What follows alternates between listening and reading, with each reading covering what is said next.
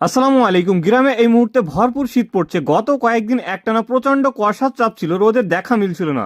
যাই হোক, 3 থেকে 4 দিন পরে আজকে একটু রৌদ্র উঠেছে, আর রৌদ্র ওঠা মানে আমাদের মনে আনন্দ জেগে ওঠা। যাই হোক ভার্স, এই মুহূর্তে গ্রামের খালবিলের জল সমস্ত শুকিয়ে যায়, আর এই সময় আমাদের গ্রামের মাছ ধরার হিড়িক পড়ে যায়। আমি সকালবেলা এসেছিলাম মূলত আমাদের জমি দেখতে, পেঁয়াজের জমিতে গিয়েছিলাম, এবং জমি থেকে বাড়ি যাওয়ার পথে দেখি ছোট ভাইয়েরা মাছ ধরছে। তো আমিও ওনাদের সঙ্গে লেগে পড়লাম মাছ ধরতে, কেননা মাছ ধরা ছোট থেকে আমার এক প্রকার নেশাই বলতে পারেন। আমি ছোট থেকে আমার এই ছোট্ট জীবনে কত প্রকার মাছ ধরেছি সেই হিসেব আমার কাছে নেই। আগের অনেক ভিডিওতে আমি আপনাদের দেখিয়েছিলাম আমাদের গ্রামের খালে বিলের মাছ ধরা।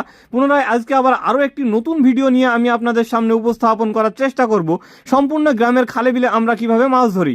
মূলত এই মাছগুলি গ্রামের খালে বিলে কেউ ছাড়ে না, এগুলো প্রাকৃতিকভাবে আপনা আপনি বেড়ে ওঠে। যাই হোক ব্যাস, প্রচণ্ড ঠান্ডা জলের মধ্য দিয়ে আমরা মাছ ধরতে নেমেছিলাম।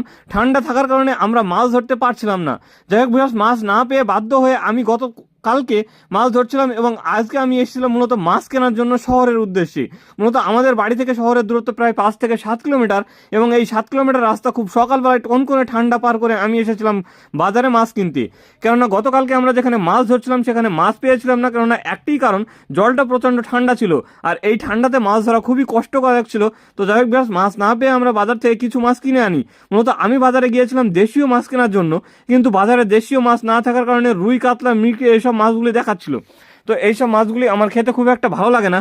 আমি মূলত গ্রামের খালে বিলে দেশীয় মাছ খেয়ে অভ্যস্ত। তো সেই জন্য আমি দেশীয় মাছ না পেয়ে বাধ্যমূলক কিছু গলদা চিংড়ি কিনে নিই।